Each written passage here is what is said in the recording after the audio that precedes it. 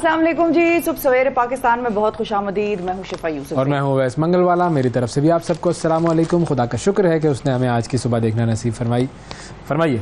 आज की सुबह का आगाज़ हम करेंगे एक मोटिवेशनल कोट से जो कि मेरा है, अपना जाती। शिफा यूसुफ से क्या अक़वाले सर नहीं, किताब छपेगी ना उसमें ये लिखेंगे। बिल्कुल बिल्कुल। हाँ। तो बात दरअसल ये है कि गर्मियों का आगाज हो चुका है। सही है। ईदें भी निपटा चुके हैं हम। सही है। रमजान भी हो गया है। हाँ। तो जो अहम फरीजे थे वो पूरे हो गए। हाँ। अब जिंदगी में जो है काम, मेरा ख्याल है बहुत सारे लोगों के जिंदगी में काम कोई नहीं बचा। तो जाए वही छुट्टियों पे जाए, निकल जाए इधर। चलो ठीक है। अब ऐसा आज नहीं, अभी ये प्रोग्राम के बाद 11 बजे। अच्छा 11 बजे छुट्टी पे जाए? तो 11 बजे तो रोज छुट्टी पे जाता हूँ भाई मैं, इसमें क्या है? ये तो मैं रोज काम करता हूँ, प्रोग्राम करता हूँ, उसके बाद मीटिंगें करता हूँ छुट्टियों पे। यार ये न थी हमारी किस्मत के विसाले यार होता। अगर जीते रहते यही इंतजार होता। ये बस फिर ये मेरा तो इंतजार ही है छुट्टियों का। ये तो छुट्टियां बड़े लोगों को मिलती हैं भाई। जो काम करने वाले जो लोग होते हैं ना, जो यूँ कह लीजिए कि सबऑर्डिनेट तबके में होते हैं, उनको छुट्टियां नहीं मिलती हैं। अच्छा ठीक है। नहीं लेकिन होनी चाहिए। जो रूलिंग क्लास, रूलिंग एलीट जो होती है वो हो जाती है वेकेशन को जाती है छुट्टियों की, वो छुट्टियों पे जाती है, ऐश करती है, कभी मुल्क में कभी बैरून मुल्क में। हम मजदूर लोग हैं भाई, हमने तो रोज गला खोदना है, रोज पानी निकालना है, ये सारे काम हमने करने हैं। सही बात है। तो जो छुट्टियां करे उसका मुबारक। लेकिन छुट्टियों के हवाले से बात मैं ये कह रही थी कि देखें अब क्योंकि वैसे तो मतलब खवातीन ने खाना जो है वो सारा साल घर में काम शाम करती हैं। अभी ईदें गुजरी हैं, खाने पकाए, दावतें वगैरह वगैरह।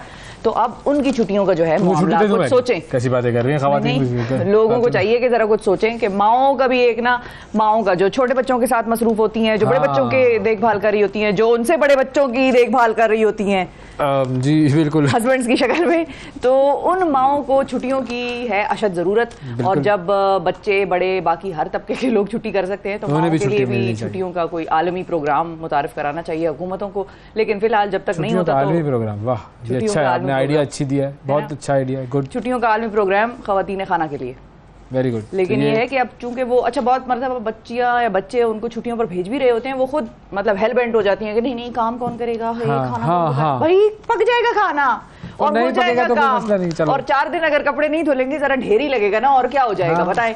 धुल तो जाते ही हैं बाद में भी। तो ये है कि आप लोग निकलें और अपनी खवातीन खाना को जरा 1-2-4 दिन का जरा ऑफ दें। और इस तरह से ऑफ दें कि जरूरी नहीं है, बहुत सारे लोग घरों से बाहर नहीं भी जा सकते, जेन्युइनली कोई बुजुर्ग है उनको छोड़ के नहीं जा सकते, तो घर में बेसिकली वो रिलैक्स करें और खाने वाने का बंदोबस्त अपनी खातून खाना को छुट्टी देनी है तो और किसको देनी है? मतलब ये कि ये बात तो मैं नेशनल टेलीविजन पे करने का सोच भी नहीं सकती थी कि और किसी की खातून है। ठीक है, क्लैरिफिकेशन ले रहा हूँ भाई, हर चीज क्लियर कर लो। बिल्कुल अपनी, बिल्कुल सारे बाद में कोई कंफ्यूजन ना हो, सारे हुकूक और फराइज अपनों के लिए, तो अपनी और दूरी, हाँ दूरी बिल्कुल। तो जरूरी नहीं है कि आप लोग बाहर निकलें या घर से बाहर जाएं, शहर छोड़कर जाएं। बहुत लोगों के घरों में बुजुर्ग होते हैं, बहुत छोटे बच्चे होते हैं, उनकी ट्रैवलिंग उनके लिए मुनासिब नहीं होती, नहीं कर सकते, तो घर में ही खवातीन खाना को 2-4 दिन का ऐसे ऑफ दें कि वो कुछ ना करें। बिल्कुल सही है, कुछ ना करें। ठीक है ठीक है जी, हो गया, मान लिया। लेकिन एक ऐसी चीज़ है जिससे छुट्टी नहीं मिल सकती और वो है 60 सेकंड न्यूज़। दिखाएं। हुकूमत का 7 जुलाई को यौम तक़दीस कुरान मनाने और स्वीडन वाक़े के खिलाफ एहतजाज का ऐलान। स्वीडन की पार्लियामेंट इस्लाम के बारे में गलत फहमी दूर करे। चेयरमैन सेनेट और कायम मकाम सदर सादिक संजरानी ने स्वीडन की असेंबली के स्पीकर को ख़त लिख दिया। स्वीडन में कुरान पाक की बेहुरमती पर अक़वाम मुत्तहिदा इंसानी हुकूक काउंसिल का हंगामी इजलास तलब। पेशावर के माहौलियाती नमूनों में पोलियो वायरस 1 की मौजूदगी की तस्दीक। 40 डिग्री केस। PTI से ताल्लुक़ रखने वाले वज़ीर आला गिलगित बल्तिस्तान खालिद खुर्शीद को नाअहल करार दे दिया गया। थर में ग़ज़ाई क़िल्लत और मुख्तलिफ बीमारियों में मुब्तला 7 बच्चे दम तोड़ गए। तुर्किया और मिस्र के दरमियान 10 साल बाद सिफारती ताल्लुक़ात बहाल हो गए। इसराइली फोर्सेस के जनीन पर हमलों में शहीद फ़लस्तीनियों की तादाद 10 हो गई। शंघाई ताउन तंजीम किसी मुल्क के ख़िलाफ़ नहीं, सरबराही इजलास का एलामिया जारी। और अमरीकी रियासत टेक्सास में फायरिंग, 3 अफराद हलाक। अमरीका में 4 दिन में फायरिंग के 5 वाक़यात में 10 अफराद हलाक हो चुके हैं। जी, तो ये था 60 सेकंड्स न्यूज़ हमने आपके लिए लेकर आए और आपको पता चला कि दुनिया भर में और पाकिस्तान में क्या हो रहा है 60 सेकंड बहुत के कुछ हो अंदर। रहा है भाई, अखबार भी जब मैं पढ़ रहा हूँ ना, बहुत कुछ नजर आ रहा है। IMF के जो हमें वो डील हुई है उसके भी समरात बड़े पॉजिटिव आना बिजली शुरू वाले हो तो गए बहुत हैं। पॉजिटिव हैं। बिजली है नहीं मुल्क में और कीमत में ₹1.25 फी यूनिट इजाफा हो रहा है। और मज़े की बात ये है कि बस क्या बोलूँ मैं, मज़े की बात अब छोड़ें, हैं पिछली जो हमने बिजली इस्तेमाल की उसकी कीमतों में इजाफा कर रहे हैं ये लोग। एडजस्टमेंट चार्जेस वगैरह। अजीब लोग हैं भाई। मैं आपकी दुकान से कोई चीज़ लूँ हाँ, और घर जाके उसको इस्तेमाल कर लूँ, पैसे दे दूँ आपको, सब कुछ कर लूँ, उसके बाद आप कहें भाई वो जो आपने चीज़ ली थी ना वो 25 की नहीं थी, अब मैं 30 रुपए की कर रहा हूँ तो आप मुझे 5 रुपए दो। ये कौन सी इलॉजिकल किस्म की हरकतें हैं भाई। अच्छा, इंटरेस्टिंग चीज और भी मैं आपको बताती हूँ। जाहिर है रिटेलर्स और दुकानों पे और बड़े बिजनेसेस पे या छोटे बिजनेसेस पे जो भी टैक्स लगा है, मुझे नहीं पता एग्जैक्टली क्या लगा है, ये मैंने जरूर पढ़ा था कि छोटे बिजनेसेस का टैक्स जो है वो तो खत्म करने का कुछ इस किस्म का मामला कर रहे थे। लेकिन बहरहाल जो हमारी रिटेल की दुकानें हैं, कपड़ों की दुकानें, अपैरल्स है ना, तो मैंने एक जगह से जाके एक बड़ी ज़रूरी चीज़ खरीदी और एक बेसिकली मैंने अपनी एक सहेली की सालगिरह थी तो उसके लिए मैंने कुर्ता लिया। अब वो मैंने ईद से पहले देखा हुआ था और मुझे ये शक था कि शायद उस पर सेल लगे। सेल ही तो क्या ही लगनी थी, उस वक्त मैंने सेल में छोड़ा, सेल क्या ही लगनी थी। मैंने जाके वो पिक किया और मैं काउंटर पे पहुंच गई। कीमत थी उसकी कोई 3400 समथिंग, 3480 रुपये या इस तरह। तो मैंने काउंटर पे पहुंच के कार्ड निकाला पेमेंट करने के लिए, तो उन्होंने मुझे कहा कि ये 3400 बिल नहीं होगा आपका बिल होगा 3680 रुपये। 200 रुपए बढ़ गए। हाँ, तो मैंने कहा किस चीज़ के? कहता है वो गवर्नमेंट ने टैक्सेस लगाए हैं ना। तो मैंने कहा ये तो पुराना स्टॉक था, मैं ईद से पहले देख के गई हूँ। तो ये तो लगेगा भाई, उन्होंने ये कहा तो कि होगा। नहीं, वो दरअसल जो भी था वो टैक्सेस हो गए, लग गए, फलाना कुछ। उसने मुझे कोई अजीब सी जस्टिफिकेशन दी, लेकिन आखिर में मुद्दा उसने हुकूमत पे डाला और मैंने भी उधर ही मुद्दा हुकूमत पे डाला। 2-4 लोग और हमारे साथ मिले, उन्होंने भी मुद्दा हुकूमत पे डाला, गालियां दे के खुश हुए और बस।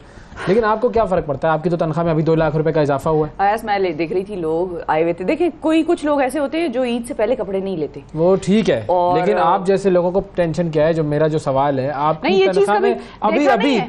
ताजा नोटिफिकेशन आया है कि आपकी तनख्वाह में 2 लाख रुपए इजाफा हुआ है। वो और मैं नहीं हूँ अभी, वो तो मैंने बनना है, इसीलिए तो मैंने कानून पढ़ा, इसीलिए तो मैंने तकरीबन लॉ किया। अच्छा, कोई पूछने वाला नहीं है। लेकिन यह है कि मजेदार बात यह है कि उस तबके से अभी तो मेरा ताल्लुक नहीं है, लेकिन अल्लाह करे अनकरीब कोई जुड़े, कोई मेरा भी ऐसा नाम हो बड़ा, कोई लगे मेरे नाम के साथ जे वे लगे। लेकिन इंटरेस्टिंग चीज ये है कि ये मैंने पहली दफा देखी है दुनिया में कि पास जो आपका स्टॉक है वो आया हुआ हो, वो डिस्प्लेड हो, कितने दिनों से वो पड़ा हुआ हो, ऐसा ही है। और उसमें 200 रुपए वो आपसे, अच्छा, और वो रसीद पे अभी लिखा भी नहीं है। तो उनके फाइनेंशियल्स या जो भी सिस्टम्स हैं उनमें वो चीज़ अभी ऐड नहीं हुई है, लेकिन उनको ये जरूर ऑर्डर होगा जाहिर है उनके डिपार्टमेंट से कि भाई 200 रुपए मजीद चार्ज करो ताकि हम टैक्स पूरा कर सकें और दे सकें। तो ये अजीब सी चीज़ थी कि आज की एक और बड़ी अहम खबर इसमें नजर आ रही है मुझे, वो ये है कि कैप्टन कर्नल शेर खान का 24वां यौम शहादत आज मनाया जा रहा है। निशान हैदर मिला था इनको, वो सारी कौम सलाम पेश करती है। और बिलावल साहब जो है वो टोक्यो से 1 हफ्ते के निजी दौरे पर अमेरिका पहुंच गए हैं। और सुपर मून आप देख सकेंगे, आएंगे 1 हफ्ते के दौरे पर, मैंने कहा तो सही 1 हफ्ता, ये इनका कोई 45वां दौरा है 1 साल का। क्या हुआ भाई, इंजॉय करने दो। सुपर मून मुख्तलिफ ममालिक में आप नज़ारा मजीद 2 रोज़ देख सकते हैं सुपर मून का। सुपर टैक्स दे दें हम तो नहीं, सुपर मून देखें भाई, सुपर मून देखें। और 12 अगस्त को हुकूमत की मुद्दत ख़त्म होते ही असेंबली तहलील हो जाएगी, ये डार साहब ने कहा है। आपको वैसे क्या लगता है निगरान वज़ीर आज़म कौन होगा? वैसे तुक्का लगाओ भाई, कोई भी बन जाए, कोई भी बन जाए, और क्या, हमें क्या फर्क पड़ता है। अरे 5 जुलाई है आज, 5 जुलाई का मार्शल लॉ, पीपल्स पार्टी आज यौम सियाह मनाएगी। ज़िया-उल-हक ने जो तबाही फेरी उस वक्त, बिल्कुल याद है सब। अब ऐसी खामोशी नाज़रीन बता रही है कि हम खबरों में आगे बढ़ जाएं, इससे आगे अब मैं क्या जाऊं, क्या बोलूं। मैंने कुछ नहीं कहा नाज़रीन, देखिए आईन जो है वो और पाकिस्तान के मुअत्तल पासपोर्ट के मुताबिक बस ये है, मुझे ये पता है आईन मुअत्तल हो गया था। मेरे लिए आईन इज द मोस्ट सीक्रेट इस वक्त। और कागज के टुकड़े के तौर पर बातें ना करें, वो कह रहा हूँ मैं। ये तो किसी और ने कहा था। अच्छा, ये तो ज़िया के बाद वाले अभी करीब के दौर के हजरत ने कहा था। लेकिन एनीवे मैं आपको जरा पासपोर्ट का बताती हूँ। पाकिस्तान भी कागज का एक टुकड़ा होता है। लेकिन होता बड़ा अहम है। और जिन ममालिक के पासपोर्ट्स की रेटिंग अच्छी आती है वो बस देख के वैसे ही दिल जरा खुश सा हो जाता है। अपने वाले की भी अगर अच्छी हो जाए तो क्या ही बात है। पाकिस्तान अच्छी है बिल्कुल, लेकिन पाकिस्तान के, और अब तो बहुत बेहतर हुई है, दहशतगर्दी का दौर जब हमने गुजार लिया तो सिलसिले चीज़ों के बहुत मुख्तलिफ हो गए और सिचुएशन चेंज हो गई और चीज़ें बेहतर हुई हैं यकीनन। अच्छा, पाकिस्तान के पासपोर्ट के मुतालिक मनफी बातें तो हम सुनते ही रहते हैं कि भाई फलां रेटिंग में गिर गया, फलां रेटिंग में उठ गया, लेकिन दुनिया के 11 ममालिक ऐसे हैं जहाँ पाकिस्तानी पासपोर्ट रखने वाले बगैर वीज़ा के सफ़र कर सकते हैं। तो इनमें से कौन से वाले पे आप एंटर होंगे, पहले ये बताएं ना। इन ममालिक में जो है वो किक आइलैंड, मुझे नहीं पता, मैंने तो नाम ही पहली दफा सुना। दिल जा रहा है मेरा कुक आइलैंड, मैंने तो, लेकिन ये है कहाँ, ये तो मैंने नाम ही पहली दफा सुना। गूगल पे ये दरअसल ये ममालिक पाकिस्तान और पाकिस्तानियों को जानते नहीं है, इनको पता ही नहीं है कि वीजा लगाना था। नहीं भाई, कुक आइलैंड जो है ये साउथ पैसिफिक ओशियन में बेसिकली एक आइलैंड है। अच्छा। और न्यूजीलैंड के साथ इसका बॉर्डर क्या होता है, बॉर्डर नहीं मिलता, आइलैंड है ना, तो बेसिकली न्यूजीलैंड उनके अंडर आता है। हाँ, कुछ उसकी कोई रवाबित है न्यूजीलैंड से। ओके। अच्छा, फिर डोमिनिक रिपब्लिक है जी। हाँ, फिर डोमिनिकन रिपब्लिक। हाँ, फिर जो है हेटी है। ओके, हेटी जाया जा सकता है वैसे। चलो। फिर माइक्रोनेशिया है, ये भी नाम कोई, माइक्रोनेशिया। ये माइक्रोनेशिया बेसिकली ओशियानिया में एक कंट्री है और 2100 आइलैंड्स हैं यहाँ पर भी। ये भी जो है वो इधर ही कहीं ऑस्ट्रेलिया के पास ही पैसिफिक ओशियन में। ठीक है। फिर है जी गैम्बिया। अच्छा, ये तो अफ्रीका में है शायद गालिबन, जहाँ तक मेरी नाक़िस मालूमात हैं, तो वेस्ट अफ्रीका में है। बिल्कुल सही, शाबाश ओएस। फिर कोई एक और अजीब सा नाम मैंने पढ़ा, लेकिन ये है कि इसके बारे में भी मैं कुछ नहीं जानती, और ये है मॉन्टसेरेट है या मॉन्टसेरेट है या मॉन्टसेरेट। ठीक है। तो ये भी कोई पता नहीं कहाँ दुनिया के किस खित्ते में वाक़ है। फिर बारबाडोस तो ये वेस्ट इंडीज के सारे जो आइलैंड्स हैं, ट्रिनिडाड टोबैगो है, सेंट विंसेंट भी वही हैं। बिल्कुल, यहाँ पर लोग तबलीग के लिए भी बड़ा जाते हैं और बड़ा इसके अंदर क्रिकेट भी बड़ी होती है। अब तो खैर वेस्ट इंडीज आई नहीं खैर वर्ल्ड कप में, लेकिन चलो वहाँ पर बहुत क्रिकेट होती है। सेंट विंसेंट वगैरह भी सब वहीं पर हैं। बड़े खूबसूरत जगह है, मैंने ये सुना है। तो इनके लिए वीज़ा नहीं चाहिए? तो बस चलें फिर, पैसे तो चाहिए ना। हाँ, पैसे टिकट तो चाहिए। टिकट तो बहुत शदीद होगा लेकिन वीज़ा इनके लिए नहीं चाहिए। तो कोई ऐसा शख्स जो कि वीज़ों के हवाले से बहुत अच्छा रिकॉर्ड ना रखता हो, जिसके रिजेक्शन वगैरह हुए हो, तो वो इन ममालिक में बगैर वीज़ों के जा सकता है। अच्छा, इसके साथ 21 ममालिक ऐसे हैं जहाँ पर पहुँच के वीज़ा हासिल कर सकते हैं। जी बिल्कुल, अराइवल वीज़ा होता है ना। उन ममालिक में कौन सा है? कतर है, Maldives, Somalia, Rwanda, Senegal, Cambodia वगैरह, ये सब शामिल है भाई। तो आप जाएँ वहाँ पर। और श्रीलंका जाने के जो ख्वाहिशमंद पाकिस्तानी हैं वो वहाँ जाने से पहले ऑनलाइन इलेक्ट्रॉनिक ट्रैवल ऑथराइजेशन जो है वो बिल्कुल ले सकते हैं। ETA दस्तावेज होती है, वो हासिल कर सकते हैं। तो जाए भाई, घूमे फिरें, एंजॉय करें छुट्टियों की। तो वैसे ही आपने बात आज कौम को लगा दी है छुट्टी पर।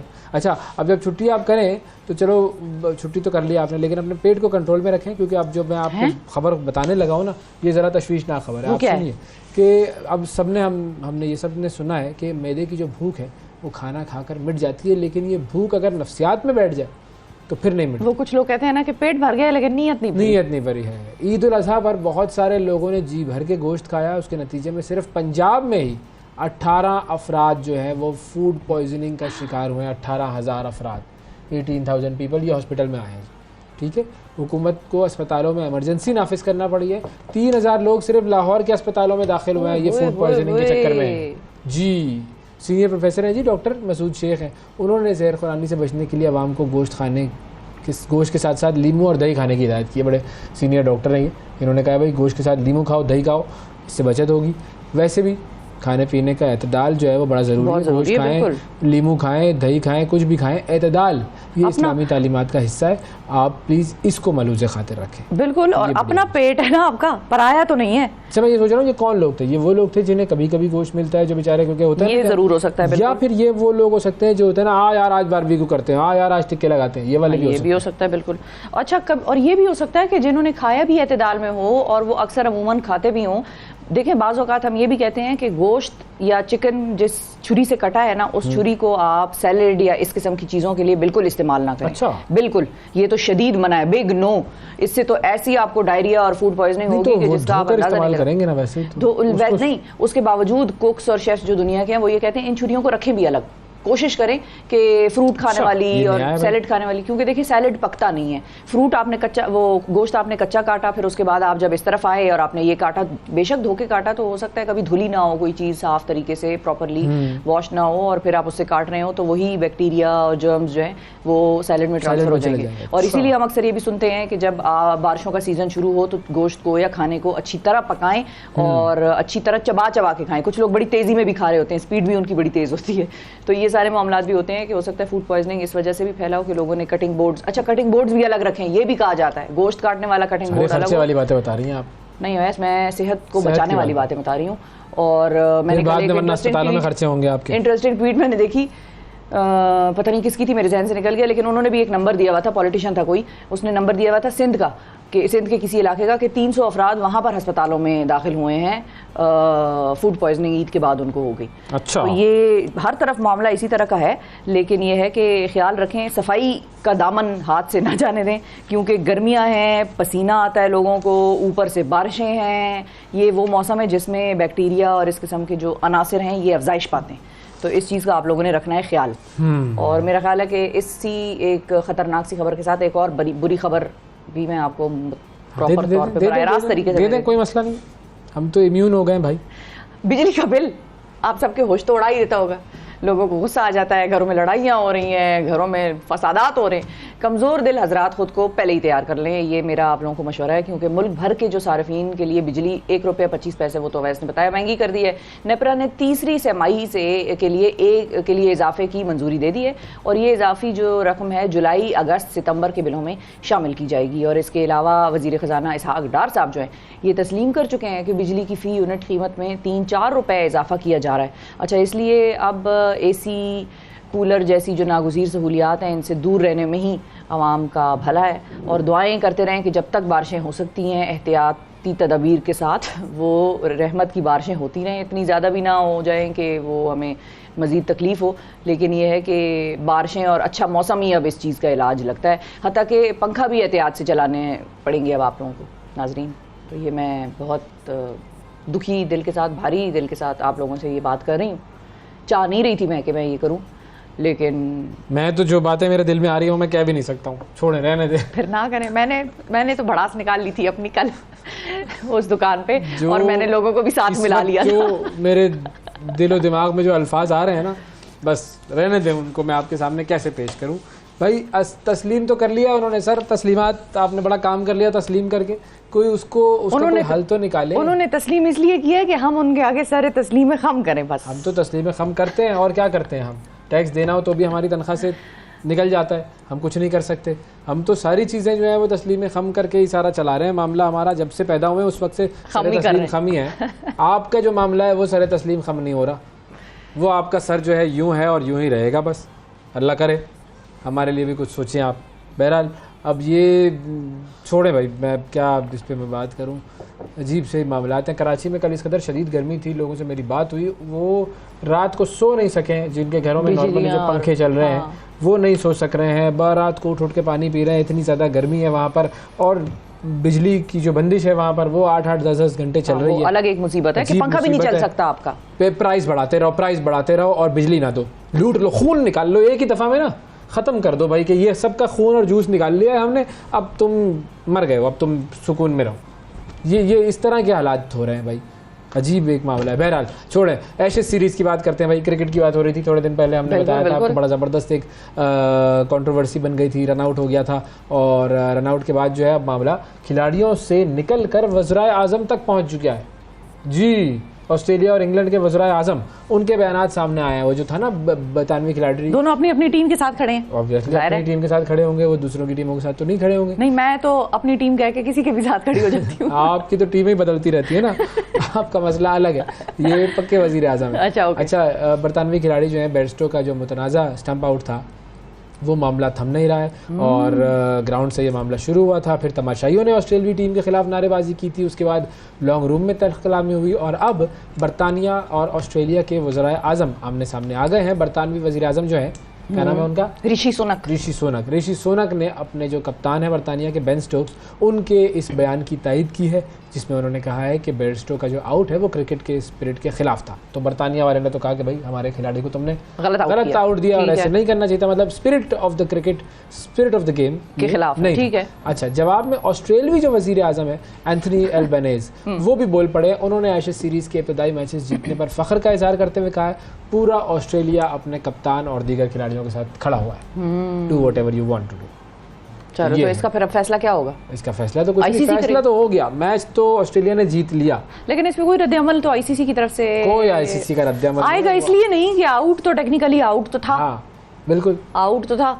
और दूसरी तरफ ऋषि सुनक जो है उनके साथ हमारे जो जहनी एक हमआहंगी है वो भी इस बयान से आपको, क्योंकि कल अवैस कह रहे थे कि ये game of the spirit of the game के खिलाफ हाँ। चीज आउट तो था, ये आउट तो था, लेकिन भाई स्पिरिट होनी चाहिए ना। अभी कल मैं एक वीडियो देख रहा था, बेईमानी एक तरह से हो गई है। तलवारबाजी का मुकाबला नहीं होता जी जी ओलंपिक्स वगैरह में, तो उसमें 2 खवातीन जो थी वो तलवारबाजी का मुकाबला कर रही थी। सही है। और मैच खत्म होने से 12 सेकंड पहले वो खातून जो कि जीत रही थी उसे एक इंजरी हुई और उसके पाँव में क्रैम्प्स पड़ गए, वो गिर गई। अच्छा। अब जब वो गिरी है तो उसके बाद जाहिर है उसको थोड़ी देर बाद वो उठी है। अब 12 सेकंड का मुकाबला रहता है, अब वो इंजरी के साथ उठी हुई है, तो जो सामने जो खिलाड़ी थी जो हार रही थी उसको मुकम्मल एडवांटेज था कि वो पॉइंट्स ले लेती और जीत जाती। लेकिन उस खिलाड़ी ने जो हार रही थी उसने एक भी वो जो तलवार लेकर उसकी तरफ बढ़ने वाला सिलसिला था वो नहीं किया, वो बार बार पीछे हटती रही और उसने 12 सेकंड इस तरीके से गुजार दिए क्योंकि वो जानती थी कि स्पिरिट ऑफ द गेम क्या है, कि वो लड़की जीत रही थी और इंजर्ड हुई है,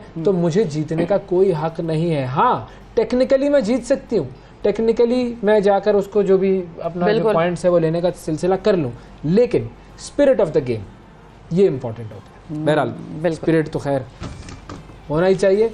एक और स्पिरिट है, वो अजीब मामला हो गया, गूगल प्ले स्टोर से आप कुछ डाउनलोड ना, अच्छा आप लोग तो आईफोन वाले लोग हैं ना भाई, मैं बता दूं आपको। नहीं तो गूगल कुछ ऐसी ऐप्स हैं जो आईफोन एंड्रॉयड के लिए भी मौजूद हैं और एप्पल के लिए भी होती हैं। नहीं तो अभी गूगल के प्ले स्टोर पर एक वायरस आ गया है और जो लोग गूगल प्ले स्टोर से कुछ एप्लीकेशंस डाउनलोड कर रहे हैं उसमें वो पाया गया है और उसके बाद जो है वो शहरियों को उनके मुतालिक खबरदार कर दिया गया है। बेसिकली ये एक वायरस है, इसका नाम है गुलडोसिन, और ये 80 ऐप्स के ज़रिए ये वायरस जो है ये सार्फिन का डेटा चोरी कर रहा है और इसके अलावा फ्रॉड किस्म के इश्तिहारात भी दिखा रहा है और जितनी भी ये मुतासरा ऐप्स हैं उनके नाम भी मीडिया पर जारी कर दिए गए हैं। आप जाएं और गूगल प्ले स्टोर पे तलाश कर लें उनको, ये नाम आप, और आपको ना तो आधी बात बताने की क्या ज़रूरत थी, क्यों पूरी बात बताएं, कौन नाम सी बताओ, ऐप? नहीं मतलब मोटी मोटी कोई तो उसमें हो सकता है कोई खुद भी कुछ करे ना ये लोग, ये तो कोई बात ना हुई। अब अच्छा, अब वो तजस्सुस में रह गए हैं, अभी तो उन्होंने टीजर वो सुनना ही शुरू किया था आपको। भाई 80 ऐप्स हैं ये, इनके अंदर ये आया है वायरस, ठीक है जी। तो आप प्लीज गूगल प्ले स्टोर पर एहतियात करें। हाँ, एहतियात करें, और गूगल पे एक ये लिस्ट होगी कहीं ना कहीं आपको मिल जाएगी एप्लीकेशंस की, वो जरा जाकर एक नजर उसको पढ़ लें। सुबह सवेरे पाकिस्तान, सुबह सवेरे पाकिस्तान, सुबह सवेरे पाकिस्तान। वेलकम बैक जी। पाकिस्तान में जो टैलेंट है वो बहुत मौजूद है, लेकिन ऐसा निज़ाम मौजूद नहीं है जो इस टैलेंट को फलने फूलने के मौके फराहम करे। वो जो कंड्यूसिव एनवायरनमेंट का वर्ड हम सुनते हैं वो इनके पास अक्सर मौजूद आपको दिया ना, इतना बड़ा प्लेटफॉर्म दिया है, आप फले फूले दिया किसी ने नहीं है, मैंने लिया है बिल्कुल। ठीक। अच्छा, इसके बावजूद कई बार बासलाहियत नौजवान जो हैं वो दुनिया से खुद को मनवा लेने में कामयाब हो जाते हैं, और अवैस अहमद हरल साहब जो हैं वो ऐसी ही एक पाकिस्तानी नौजवान है जिन्होंने पानी को साफ करके उसे पीने के काबिल बनाने का मुनफरद तरीका ईजाद किया, और ये पाकिस्तान में बहुत ज़रूरी था क्योंकि हम देखते हैं कि मुख्तलिफ जगहों पर फिल्टर्स लगे हैं या लोग जो अफोर्ड कर सकते थे वो मिनरल की तरफ चले गए हैं, वाटर की तरफ, लेकिन अदर दैन दैट पाकिस्तान में पानी की जो पोर्टेबिलिटी जिसको हम कह लें या ड्रिंकेबिलिटी जिसको कह लें वो कोई बहुत ज़्यादा अच्छी रही नहीं है। अवैस अहमद साहब स्पेन की यूनिवर्सिटी ऑफ कोर्डोबा में PhD कर रहे हैं और उन्होंने 2021 में सऊदी केमिकल सोसाइटी से यंग साइंटिस्ट अवार्ड जीता था, और 100 से ज़ायद उनके साइंसी मकाले हैं, कई किताबें शाया हो चुकी हैं। हाल ही में उन्होंने रॉयल सोसाइटी ऑफ केमिस्ट्री की भी रुकनियत का एजाज़ हासिल किया है, फैसलाबाद से इनका ताल्लुक है। आज हमारे साथ मौजूद हैं। अस्सलाम वालेकुम सर। वालेकुम सलाम व रहमतुल्लाहि व बरकातुहू। सर बहुत शुक्रिया, आपने प्रोग्राम के लिए वक्त निकाला। सबसे पहले तो थोड़ा सा अगर जो कि हमने जो आपकी अचीवमेंट्स बताई हैं उसके अलावा भी मैं चाहूँगा कि आप हमारे नाजरीन को ज़रा गाइड करें कि क्या क्या ऐसी अचीवमेंट्स हैं जो कि आप साइंस की जो डोमेन है उसमें हासिल कर चुके हैं। जी बिल्कुल, बिस्मिल्लाहिर्रहमानिर्रहीम। First of all, with the grace of Allah, I would like to acknowledge my parents, especially my father, Muhammad Aslam, and with this my mentor, Dr. Ikram, and with the faculty members of University of Lahore, Dr. Muhammad Faiz, and Umar Yunus as well. So, research era when I start with the water splitting and photocatalysis, ये अपने sir अगर आप उर्दू में गुफ्तगू करेंगे तो ज्यादा बेहतर होगा। स्पेन में हमारे नहीं देखा जाएगा ये प्रोग्राम, स्पेन में पाकिस्तानी ऑडियंस है हमारी। जी, हाँ, लेकिन उर्दू जी, बिल्कुल। ज्यादा बेहतर है। तो आपको भी पता है कि फैसलाबाद एक इंडस्ट्रियल स्टेट है। फैसलाबाद ले लें, इवन पाकिस्तान में बहुत सारी सिटीज हैं जो कि अपने आप को इंडस्ट्रियल स्टेट कहती हैं, लेकिन उनका मेन इरा जो है वो ये है कि उनकी पोल्यूशन और उनका वेस्ट वाटर। हम आज भी गंदे नाले रास्ते में देख रहे होते हैं, रोड्स पे देख रहे होते हैं, और उनमें गंदगी विदाउट एनी प्यूरिफिकेशन वो चल रही होती है, जो कि कार्सिनोजेनिक भी है और कैंसर की डिजीज को भी कॉज करने में वो मुनफरिद रोल प्ले करती है। फिर आती हैं हमारी डाइज, जो हम कपड़े पहन रहे हैं उनके ऊपर डाइज लगाई जाती हैं। उन डाइज को बाद में वेस्ट किया जाता है वाटर में विदाउट एनी बायोडिग्रेडेबिलिटी, यानी कि उनको रिमूव नहीं किया जाता। तो उसके लिए मेरी रिसर्च जो मैंने स्टार्ट की थी वो फर्स्ट ऑफ ऑल मैंने स्टार्ट की थी मेटल्स के साथ, मेटल्स नैनो मटेरियल्स के साथ, क्योंकि नैनो मटेरियल्स एक ऐसी साइंस है जिसके साथ आप इनको टैकल कर सकते हैं, इसके साथ लड़ सकते हैं।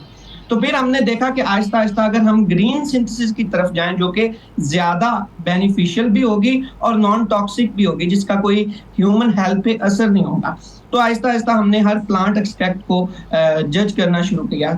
तो फिर इसके साथ ही मुझे आइडिया आया कि आइदर हम ये यूज करें, हम चंबेली को क्यों ना यूज करें, क्योंकि उसमें बहुत सारे फेनोल भी होते हैं और मेटाबोलाइट्स भी होते हैं, तो वो ज्यादा एफिशिएंट है। तो जब हमने इसको ट्राई किया तो अब चंबेली का फूल जो है वो पानी को कैसे साफ करता है, ये थोड़ा सा आसान अल्फाज में हमारे नाजरीन को समझाइएगा, क्योंकि ज़ाहिर है ज़्यादा टेक्निकल होगा तो हम तो साइंसदान हैं नहीं। तो चंबेली का फूल पानी को कैसे साफ करता है? जैसे चाय के लिए पत्ती जरूरी है, वैसे ही नैनो मटेरियल की सिंथेसिस के लिए एक स्टेबलाइजर की नीड होती है। अब स्टेबलाइजर क्या करता है, वो उसके साइज को कंट्रोल करता है, वो उसको बाहर नहीं निकलने देता उस एक इरा से, एक शेप से। तो जो ग्रीन मटेरियल्स होते हैं, जैसे कि प्लांट होता है जो कि ऑर्गेनिक है, तो जितने भी ऑर्गेनिक चीजें हैं उनमें मेटल बुलाइट्स होते हैं और फेनोल ऑक्साइड्स होते हैं, जो कि इनको स्टेबलाइजिंग एजेंट्स के तौर पे ट्रीट कर रहे होते हैं, मींस रोक रहे होते हैं कि साइज यहाँ पे कंट्रोल हो जाए। तो जब साइज कंट्रोल हो जाता है तो वो उतना ही एफिशिएंट नैनो मटेरियल बन जाता है। और यही रिसर्च वर्क अब बैटरीज में भी आ रही है, उसके बाद सुपर कैपेसिटर में आ रही है। अगर आपने ई-ट्रॉन गाड़ियां देखी हैं तो ई-ट्रॉन में जो मेन फिनोमिनल साइंस है वो उनकी बैटरीज है, लिथियम आयन बैटरीज है या सोडियम बैटरीज है। ये वो बैटरीज हैं जो कि अपने आप खुद को रिचार्जेबल कर सकती है। सही। तो अच्छा, अब ये जो ये प्रोसेस है आपका, ये किस तरीके से आम आदमी के लिए फ़ायदेमंद साबित हो सकता है और उसके इस्तेमाल के काबिल कैसे हो सकता है, क्योंकि ये रिसर्च फेज पर है और अब इसको लोग कैसे इस्तेमाल कर पाएंगे? Sir, first of all the point is this के जब भी आप एक रिसर्च लैब में बनाते हैं उसकी एक इंडस्ट्रियलाइजेशन लिंकेज भी आप बनाते हैं। आप इंडस्ट्री के बगैर उस रिसर्च को सोच नहीं सकते। जब आप उसको इंडस्ट्रियलाइज नहीं कर सकते तो एक अच्छी रिसर्च है ही नहीं। तो इंडस्ट्री में इसको लाने के लिए, इसको इम्प्लाई करने के लिए या लेमैन के यूज के लिए बनाने के लिए every person needs fund, projects चाहिए होती हैं, क्योंकि मटेरियल बनाना, उसको एनालिसिस करना कोई छोटी चीज तो नहीं है। This need money as well. तो अदर पॉइंट इज दिस कि इसको यूजफुल कैसे बना सकते हैं लेमैन के लिए। अगर हम इस तरह के ही नैनो मटेरियल्स को डिजाइन कर दें और उन किट्स को अपनी वाटर प्यूरिफिकेशन में यूज कर लें, तो जो आजकल हमारे वाटर क्राइसिस चल रहे हैं, जो आजकल हमें इश्यूज चल रहे हैं, इवन विद इंडिया हमें हमारा पानी बंद कर दिया जाता है, हमारे पास रेजर्वायर्स नहीं है, तो जो पानी हम ऑलरेडी वेस्ट कर रहे हैं, जो पानी हमारे काबिल नहीं है, ना हमारी ज़राअत के लिए काबिल है, ना हमारे पीने के लिए काबिल है, वो काबिल हो सकता है, लेकिन उसके लिए आपको उस तरह के इक़दाम करने पड़ेंगे जो कि with no reason they are not working. और इवन अगर आप हायर एजुकेशन कमीशन देखें, पाकिस्तान साइंस फाउंडेशन देखें, तो आपको भी पता होगा कि तालीम का और रिसर्च एंड डेवलपमेंट का बजट कितना है। सही है, बिल्कुल ठीक है। तो अब आपका ये इसका जो इंडस्ट्रियलाइज्ड फेज है वो क्या होगा, और क्या किस किस्म की डिवाइस होगी, और क्या वो डिवाइस इंडस्ट्रियली सारे लोगों के लिए खरीदने के लिए मौजूद होगी मार्केट में, या ये कुछ खास जिस तरह गवर्नमेंट है, गवर्नमेंट फिल्ट्रेशन प्लांट्स लगाती है तो आप गवर्नमेंट को दिया करेंगे, या जो भी उसका है प्लान क्या है आपका? Actually, right now I am doing my PhD in University of Cordoba.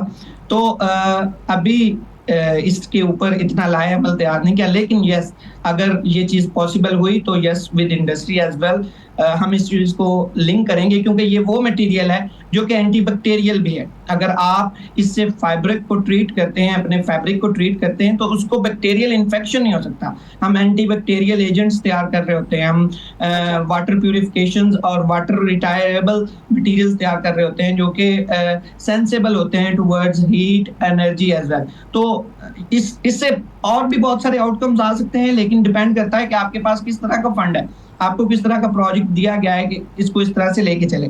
जैसे कि अब इधर स्पेन में मेरा प्रोजेक्ट है, मैं बैटरीज के ऊपर काम करूं, मैं उनकी एफिशिएंसी के ऊपर काम करूं, जो कि हमने ऑलरेडी कर लिया है, हम इंडस्ट्री को ऑलरेडी बेच चुके हैं।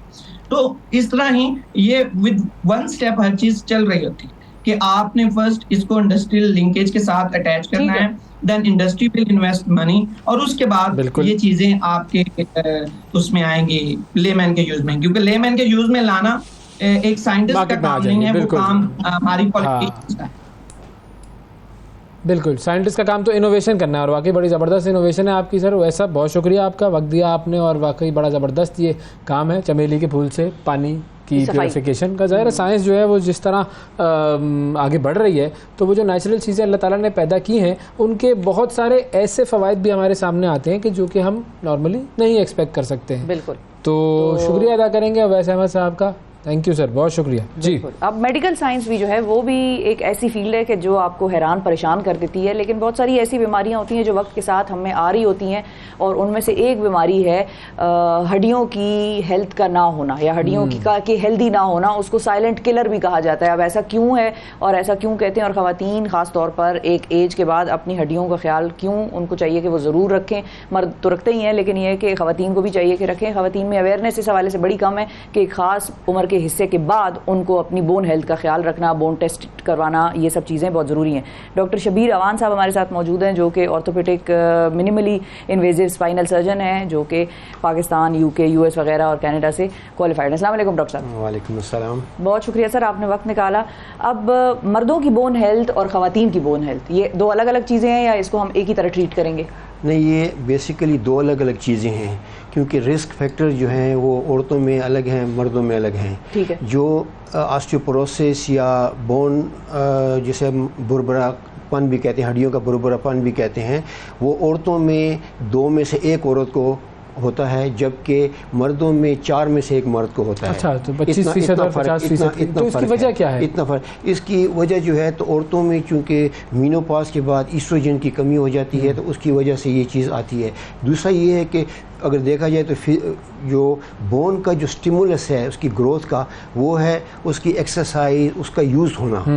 और औरतें चूँकि मर्दों के मुकाबले में फिजिकली कम एक्टिव होती हैं, तो काम तो हम बड़ा कर रहे हैं, सफाई कर रहे हैं, सारा दिन मैं चल रही हूँ, हाँ, वो फिजिकली इतना नहीं होता जितना कि मर्द करते हैं। अच्छा। तो इस वजह से औरतों में ऑस्टियोपोरोसिस जो है वो ज़्यादा होती है। अच्छा। दूसरी इसके अलावा कई फैक्टर्स हैं कि जो ऑस्टियोपोरोसिस, कुछ फैक्टर ऐसे हैं, जैसे 5 ऐसे फैक्टर हैं जिसमें हमारा कंट्रोल नहीं है। वो क्या? फॉर एग्जांपल जेंडर, मेल या फीमेल हो गया। नंबर 2 एज जो इंक्रीज़ हो रही है, उसमें हमारा कोई कंट्रोल नहीं है। नंबर 3 रंग और नस्ल, जिसमें अब जो सफ़ेद लोगों में काले लोगों की निस्बत ऑस्टियोपोरोसिस कम होती है, ज़्यादा होती है। सफ़ेद लोगों में ज़्यादा होती है ऑस्टियोपोरोसिस। इसका रीज़न पूछेंगे हम आपसे। और उसके बाद जो है तो फैमिली हिस्ट्री में ऑस्टियोपोरोसिस जो है, और उसके बाद जो है तो आपका बॉडी फ्रेमवर्क, जो आपको जो छोटे स्टेचर के लोग होते हैं उनमें ऑस्टियोपोरोसिस के चांसेस ज़्यादा होते हैं। वैसे ये शुरू होता है एक्चुअली हमारी जो हड्डियां जो हैं वो हमल के 6-7वें हफ्ते से बनना शुरू हो जाती हैं। ठीक है। और ये 25 साल की उम्र तक, औरतों में 20 साल, मर्दों में 25 साल की उम्र तक ये बनती रहती हैं। अच्छा, एक इंटरेस्टिंग बात ये है कि हड्डियां जो हैं डे 1 से बनना और टूटना बैक वक्त चलता रहता है किस्सा। उनकी हड्डियों की तोड़ फोड़ होती है, साथ में रिपेयर होता रहता है, तोड़ फोड़ होती है, रिपेयर होता रहता है। शुरू में, बचपन में और जवानी से पहले तक जो है इनका बनना जो है वो ज़्यादा होता है और टूटना कम होता है। सही है। जबकि 30 इयर्स एज पे आके बैलेंस बराबर हो जाता है। 30 इयर्स में टूटना बनना इक्वल होता है। जब 30 इयर्स के बाद 40 में जब जाते हैं हम, तो फिर टूटना ज़्यादा हो जाता है और बनना कम हो जाता है। तो ये बैलेंस जो है, और इसीलिए अक्सर मैं अपने पेशेंट से भी ये कहता हूँ कि आपका जो बोन बैंक है, जो बेसिकली कैल्शियम है, अगर आपने 30 इयर्स एज तक कैल्शियम डिपॉजिट कर लिया है बोन्स में, तो आपको 30 इयर्स के बाद जो आपका ये जो ऑस्टियोपोरोसिस है वो प्रोसेस कम हो जाएगा। लेकिन अगर जिन्होंने बोन बैंक 30 इयर्स तक जो है जमा नहीं किया, उसके आगे हम आएंगे कि कौन से फैक्टर्स हैं जिससे ये नहीं होता, तो उनको ऑस्टियोपोरोसिस ज़्यादा जल्दी ये भी बताएं कि क्यों गोरे लोगों में ज़्यादा होता है और छोटे कद के लोगों में क्यों ज़्यादा होता है? छोटे कद के लोगों में इसलिए वो होता है कि उसका जो बॉडी स्ट्रक्चर है वो कम होता है और उसकी जो बोन मैस है वो कम है। उसकी वजह से जो है ये फर्क पड़ता है। और ये गोरे और काले का जो फर्क है, तफरीक गोरे काले का फर्क जो है ये साइंटिफिक आ रहा है, इसकी कोई रीजन है, लेकिन ये नंबर्स में पता लगता है कि नंबर्स में, रिसर्च में ये आता है कि उनको ऑस्टियोपोरोसिस ज्यादा होता है, इनको कम होता है। चलो इधर तो एक हमारी जरा बचत हो गई। चलो कैल्शियम डिपॉजिट पर आते हैं भाई। कैल्शियम डिपॉजिट कैसे बढ़ाया जाए? कैल्शियम डिपॉजिट जो है, तो आप पहला जो है डेयरी प्रोडक्ट्स जो हैं, जैसे मिल्क है, दही है, योगर्ट वगैरह, ऑरेंज जूस है, ग्रीन वेजिटेबल्स जो हैं, डार्क ग्रीन वेजिटेबल्स जो हैं, वो ये चीज़ें जो हैं बेसिकली कैल्शियम प्रोवाइड करती हैं। और हमारी बोन्स में 99% हमारा कैल्शियम जो है वो बोन्स में होता है और 1% कैल्शियम जो है वो ब्लड में सर्कुलेट कर रहा होता है। अब कैल्शियम एब्जॉर्प्शन के लिए जो है हमें विटामिन डी की भी ज़रूरत पड़ती है। तो विटामिन डी जो है अगर वो नहीं होगी तो कैल्शियम एब्जॉर्ब नहीं होगा। ठीक है। इसी तरह जो सन एक्सपोजर है, ख़ासकर 10 बजे और 12 बजे के दरमियान, सर्दियों में 10 और 3 बजे के दरमियान का जो सूरज है वो विटामिन डी हमें देता है, प्रोवाइड करता है। और वो विटामिन डी जब हम स्किन से फिर हमारे लीवर में, किडनी में जाके वो एक्टिव विटामिन डी बनती है और वो फिर कैल्शियम के एब्जॉर्प्शन में हमें हेल्प करती है। और फूड में जो है तो जैसे मैंने कहा कि ऑरेंज जूस जो है और उसमें काफ़ी कैल्शियम होता है, बाकी जो मिल्क प्रोडक्ट्स हैं।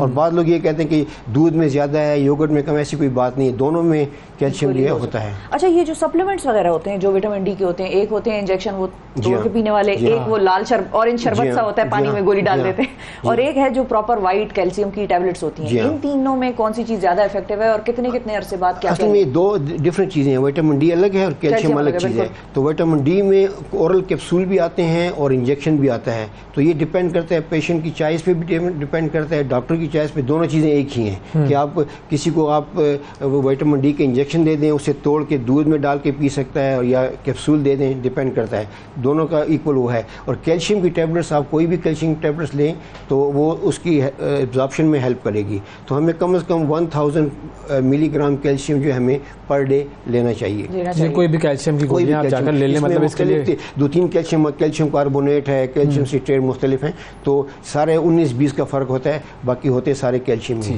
तो जो सर्जरी आप करते हैं, जो मिनिमम इन्वेजिव सर्जरी, ये क्या है और ये किस स्टेज पर करनी होती है? बेसिकली मैं स्पाइनल सर्जन हूँ, मिनिमल इन्वेजिव स्पाइनल सर्जन। इसका मतलब ये होता है कि आप छोटे से कट से आप जो है तो वो मतलूबा नताइज हासिल कर सकते हैं।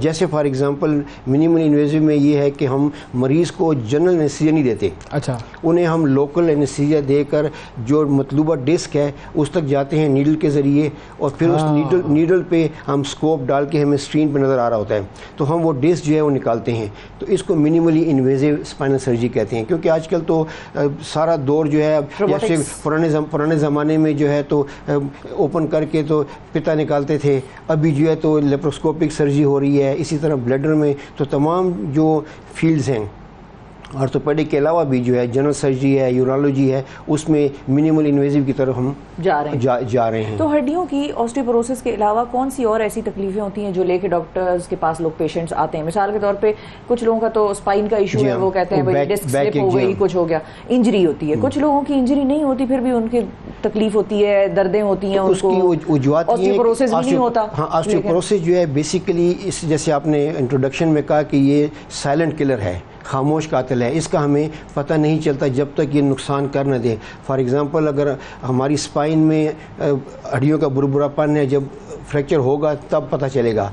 इसी तरह स्लिप हुए और हिप फ्रैक्चर हो गई। तो ऑस्टियोपोरोसिस में जो 3 हिप बोन, स्पाइन और रिस्ट, ये 3 कॉमन हैं जिसमें फ्रैक्चर होता है। इसीलिए जो यूके में और अमेरिका में जहाँ आईसी फ्लोज होते हैं, उसमें बूढ़ी औरतें जो हैं, बूढ़ी औरतें मर्द जो हैं, वो स्लिप से, तो हमें एक्सरे किए बगैर ही 99.9% हमें पता होता है कि इसका हिप जो है फ्रैक्चर हुई होगी। तो उसमें हमें एहतियात करनी चाहिए कि ख़ासकर घरों में जो 60 ईयर्स या उससे बहुत लोग हैं, तो हमें घरों में वायर्स वगैरह से पाँव फंस जाना, गिर जाना, या फिर जो स्लिपरी टाइल्स उससे हाँ स्लिपरी टाइल जो हैं उससे हमें परहेज़ करना चाहिए। और इसमें ये है कि जो फैक्टर्स हम उसको मॉडिफाई कर सकते हैं। अब जैसे ऑस्टियोपोरोसिस का, जैसे मैंने नाज़रीन से ये कह रहा हूँ कि अगर मेरे साथ ये पाँच प्रॉमिसेस कर लें, चलो 5 प्रॉमिसेस कर लें, 5 प्रॉमिसेस कर लें, तो मैं आपको इस बात की ज़मानत देता हूँ, हर उम्र के लोगों के लिए वादे हैं? हर उम्र के ज़मानत देता हूँ कि आपको ऑस्टियोपोरोसिस तकलीफ नहीं देगी, होगी। Number 1 exercise. एक्सरसाइज हर मर्द और औरत के लिए ज़रूरी है, फ़र्ज़ है। और बल्कि मर्दों के लिए तो अल्लाह ताला ने ऐसा निज़ाम रखा है कि 5 वक्त की नमाज मस्जिद में जाके पढ़ना। हाँ। तो आपका आधा घंटा, अगर आप आधा घंटा ब्रिस्क वॉक करेंगे, आधा घंटा ब्रिस्क वॉक करेंगे, तो इसके दर्जनों फ़वाइद हैं। और हड्डियों मजबूत होना तो इसमें से पहले नंबर पे आता है। ख़वातीन को तो हमने इस फायदे से निकाल ही दिया ना, लेकिन ख़वातीन घर में जैसे इन्होंने घर में कहा कि हम चलते रहते हैं, हम ये करते हैं, वो करते हैं, तो घर में उनका वो भी जो नमाज हम पढ़ते हैं, बेसिकली मैंने नमाज पे पूरी रिसर्च की हुई है कि नमाज का हर फेल जो है उसमें मेडिकल फ़ायदे बहुत ज़्यादा हैं। फॉर एग्ज़ाम्पल, आप जब रकू करते हैं तो हमें हुक्म ये है कि आप रकू ऐसा करें कि आपकी कमर बिल्कुल फ्लेक्स हो जाए। तो अब जब हमारी कमर में कोई 18-20 जॉइंट्स हैं जो मुड़ते हैं, तो अगर फ़र्ज़ किया, अगर कैमरा मुझे दिखा सके, तो मैं अगर ऐसे मोड़ूंगा तो मेरा भी पूरा जोड़ खुलेगा, फिर बंद होगा। लेकिन अगर हम रकू पूरा नहीं करते तो आधा झुकते हैं, आधा खड़े हो जाते हैं क़याम में, तो वो जोड़ जो है आहिस्ता आहिस्ता स्टिफ हो जाता है। तो वो तो मस्जिद में जो है, इसमें मस्जिद में नमाज पढ़ना जो तो आना जाना 30 मिनट्स वो तो कंफर्म हो गया। ठीक है, पहला वादा ये हो गया। दूसरा वादा ये है कि कैल्शियम की जो डाइट वो हैं, फूड हैं, जब फॉर एग्जांपल दही है, दूध है, ग्रीन वेजिटेबल्स हैं, वो लें। नंबर 3 जो है सन एक्सपोजर, कि सूरज में कम से कम 10 मिनट 15 मिनट डेली जो है वो 3-4 बजे नहीं, उसमें कि कहीं से हीट स्ट्रोक ना हो जाए, 10-11 बजे जब धूप इतनी तेज़ नहीं होते, ये हो गया। चौथी चीज़ जो है वो स्मोकिंग से क्विट करना है। जो लोग स्मोकर्स हैं, स्मोकिंग जो है बेसिकली हड्डियों को वो खा जाती है। और सबसे आखिरी जो है, जो ख़तरनाक है, जितनी भी कार्बोनेटेड ड्रिंक्स हैं, जितनी फिजी ड्रिंक्स हैं ना, वो बेसिकली बोन ईटर हैं। वो ऐसे शुगर जो है इंटेक ज़्यादा, शुगर के अलावा उसमें जो सल्फ्यूरिक एसिड और दूसरे एसिड और दूसरे वो होते हैं, उनकी वजह से वो बोन ईटर। तो ये 5 प्रॉमिसेस अगर आप कर लें कि इन चीज़ों पे अमल करना है, हड्डियों को बचा लेंगे, हड्डियों को आप डेफिनेटली बचा लेंगे। आपको जो बुरबुरापन है वो स्लो डाउन हो जाएगा। ठीक है। और आखिर में क्विकली, शियाटिका का क्या इलाज है, क्यों होती है, ट्रीटमेंट क्या है इसकी? शियाटिका बेसिकली हर उस दर्द को कहते हैं कि जो कमर से शुरू होकर टांग में जाता है, इसको हम शियाटिका या अर्कनिसा कहते हैं। इसकी अर्कनिसा, उर्दू में नाम कितना खूबसूरत है वैसे। अर्कनिसा, तो इसमें जो बेसिकली जो डिस्क है, जैसे आपने शुरू में कहा स्लिप डिस्क नाम की कोई चीज़ नहीं होती। अच्छा। ये मिसमेनोर है, स्लिप डिस्क नहीं होती, बल्कि ये वज़न की वजह से जो हमारे वो टिब्रास हैं उनके दरमियान डिस्क जो है वो प्रेस होती है, तो डिस्क बाहर निकल आती है। बाहर से मतलब अंदर स्पाइनल कैनाल की तरफ चली जाती है, तो वहाँ से नर्व्स निकल रही होती है, उस पर प्रेशर पड़ता है, और बाज़ों का जो है ये केमिकल इरिटेशन की वजह से शियाटिका होता है। लेकिन मैं आप जाते जाते ये बात कह दूँ कि शियाटिका और अर्कनिसा के लिए 95% केसेस में सर्जरी की ज़रूरत नहीं पड़ती। बिल्कुल सही है। 95% बहुत शुक्रिया अदा सर्जरी की करेंगे जरूरत नहीं शबीर साहब, पड़ती। वक्त Thank दिया you। आपने सर, बड़ा ज़बरदस्त टॉपिक, और वाकई 5 वादे कर लें। 5 वादे अपनी कर लें, और वादे नमाज कैसे बचाती है आपकी हड्डियों को, इस पे तो एक अलग सेशन वैसे बड़ा होना इंटरेस्टिंग चाहिए, बनता है। बिल्कुल सेगमेंट होना चाहिए। वक्फा लेते हैं जी, वक्फे के बाद दोबारा हाजिर होंगे। सुबह सवेरे पाकिस्तान, सुबह सवेरे पाकिस्तान, सुबह सवेरे पाकिस्तान। ईद उल अज़हा पर जो फिल्में रिलीज़ हुई उनमें एक फिल्म थी मदारी, और मदारी जो है वो बुनियादी तौर पर यूँ कहिए कि कराची की सड़कों की कहानी है, कुछ सियासत से भी जुड़ी हुई है, कुछ सड़कों पर होने वाले जराइम से भी जुड़ी हुई है, नौजवानों से भी जुड़ी हुई है। और इस फिल्म के बड़े अच्छे ज़बरदस्त रिव्यूज़ आ रहे हैं, सिनेमाघरों में लगी हुई, आप भी जाकर देख सकते हैं। और हमारे साथ इस वक्त इस फिल्म के 2 अदाकार मौजूद हैं, और ये वो 2 अदाकार हैं कि मुझे भी इन दोनों अदाकारों के साथ काम करने का शरफ हासिल हुआ है। बड़े ज़बरदस्त अदाकार हैं, हम्माद सिद्दीकी और अहमर हुसैन। अस्सलाम वालेकुम।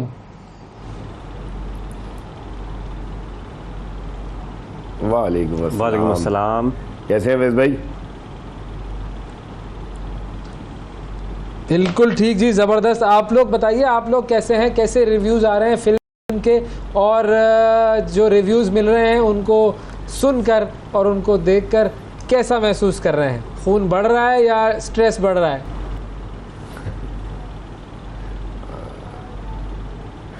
ये ऑब्वियसली खून ही बढ़ रहा है, मतलब अच्छा फील हो रहा है। और बहुत अरसे के बाद पाकिस्तान में किसी फिल्म के इतने पॉजिटिव रिव्यूज़ हैं, और हर क्रिटिक को, हर बंदे को, जो बंदा वहाँ देख रहा है जाके, जो ऑडियंस है, सबको बहुत पसंद आ रही है। लोग डीएम्स कर रहे हैं, मैसेज कर रहे हैं, कॉल कर रहे हैं, और बहुत तारीफ़ें कर रहे हैं। तो इज्जत रख ली अल्लाह ने। माशाल्लाह, क्या बात है, ज़बरदस्त। तो ये जो मदारी है, ये मदारी का आइडिया कैसे आया? मतलब ठीक है, कराची के हवाले से है, उसमें होने वाले जराइम और यूथ के लिए एक हाईलाइट की हुई आपने एक चीज़, लेकिन ये मदारी का कैसे ख्याल आया? ये जराइम का क्यों आया ख्याल?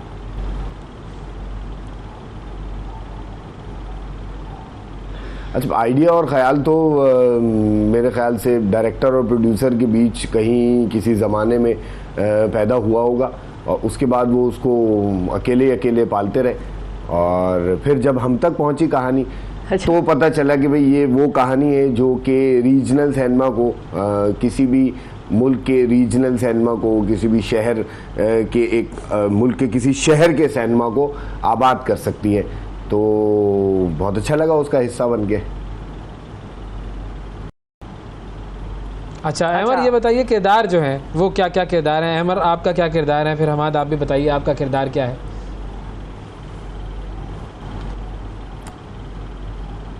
किरदार मेरा इसमें एक फैसल चिट्टा नामी एक किरदार है, और एक पार्टी का कारकुन है जो कि अपने लीडर की आवाज़ पे बिना कुछ समझे, बिना कुछ कहे, बस आवाज़ पे उठ जाता है। और एक इस थोड़ा सा इसका बताऊंगा कि मतलब पार्टी का एक वर्कर ऐसा भी होता है जो जितने भी पार्टी के जो मामलात होते हैं, जलसे जुलूस वगैरह होते हैं, उसको सारा जो है गैदर करना, उसकी सारी तैयारियां करना।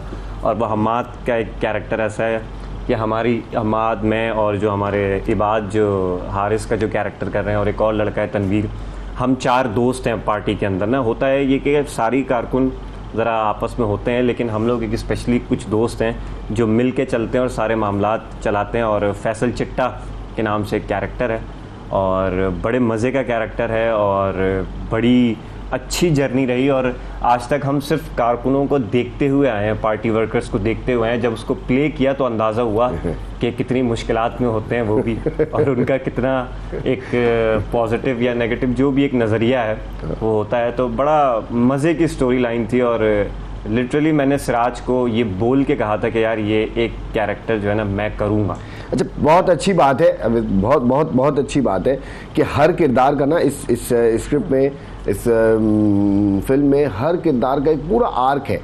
एक बाज़ औक़ात हम देखते हैं कि यार अगर 3 से 4 किरदार हैं तो उसमें से 2 किरदारों के ऊपर थोड़ा फोकस होता है, बाकी के जो किरदार हैं वो बिल्कुल सपोर्टिंग, बहुत ज़्यादा लीड सपोर्टिंग हो जाते हैं। तो ऐसा नहीं है, हर किरदार जो अगर सपोर्टिंग कैरेक्टर भी है उसका भी एक आर्क है फिल्म में होने की, उसका रीज़न मौजूद है। और मतलब आप ये नहीं कहेंगे कि यार ये कैरेक्टर जो भी आया था, चाहे वो 5 से 10 मिनट के लिए आया था, ये क्यों आया था, इसकी क्या लॉजिक है, लेकिन हर कैरेक्टर का अपना एक आर्क है। बिल्कुल सही हमाद ने जो बात की, तो वो हमाद का मतलब कुछ कैरेक्टर्स हैं जो ज़्यादा आपको स्क्रीन पे दिखाई देंगे। जी बोलो। अच्छा, मैं ये पूछना चाह रहा था कि जब आप लोग किरदार की तैयारी करते हैं, ज़ाहिर थिएटर में तो हमने साथ काम भी किया है, तो हमें अंदाज़ा है कि किस तरीके से एक तैयारी होती है किरदार की, उसकी कैरेक्टराइजेशन कैसे, उसकी डेवलपमेंट होती है। ये बताएं कि इस फिल्म के किरदार के लिए आप लोगों ने क्या स्टडी किया, किन कैरेक्टर्स को देखा, क्या चीज़ें पढ़ी समझी, और फिर उन एट्रीब्यूट्स को या उन ट्रेड्स को अपने ऊपर नाफिज करके, लागू करके ये किरदार बनाएं।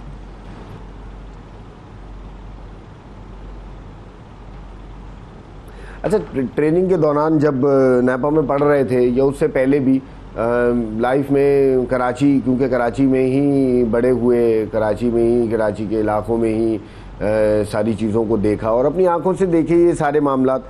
बहुत सारे ऐसे लोग हैं जो कि इसमें ऐसे किरदार हैं कि जो हमें साफ साफ पढ़ते हुए नज़र आ जाते हैं कि यार ये हमारे बराबर वाली गली में रहता था, ये इस तरह के चच्चा तो वो हमारे पड़ोस में आके ठहरे थे, और ये वो नहीं थे जो चश्मा लगाते थे, चच्चा पानी वाटर बोर्ड में हुआ करते थे, और वो क्या, तो वो रिलेटिविलिटी थी। और उसके हिसाब से फिर ऑब्जर्वेशन का, ऑब्वियसली एज एन एक्टर आप ऑब्जर्वेशन ओपन रखते हैं, तो वो किरदार, जैसे मेरा किरदार है आसिफ बलोच का, तो आसिफ बलोच हमने उस तरह से करना था कि यार वो बलोच जो कि बलोच हो जाता है, एक आम किसी भी जगह आप लेते हैं तो बलोच वो एक कैरिकेचर बना देते हैं, तो उससे बचना चाहते थे। तो फिर कुछ बलोच दोस्तों की मदद ली उसमें, उनके साथ बैठे, कैसे बात करते हैं, क्या करते हैं, किस तरह से उनका उर्दू बोलते हुए, क्योंकि कराची में रह रहे हैं और उर्दू में ही बात कर रहे हैं, तो वो कहीं ना कहीं कुछ जगह पे उनका एक डायलैक्ट, उनका एक टेम्पो वो सेट हुआ होता है, तो उस चीज़ को जगह जगह थोड़े 2-4 दोस्तों से वो निकाला, तो सबने इसी तरह, मेरा ख्याल सबने तकरीबन इसी तरह किया कि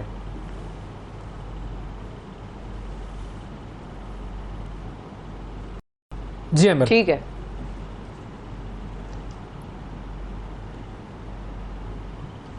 अच्छा, इस फिल्म के अंदर जो मैं ये कह रहा था प्रोसेस वही है, ट्रेलर देखा एक तो उसके अंदर हमें कोई जी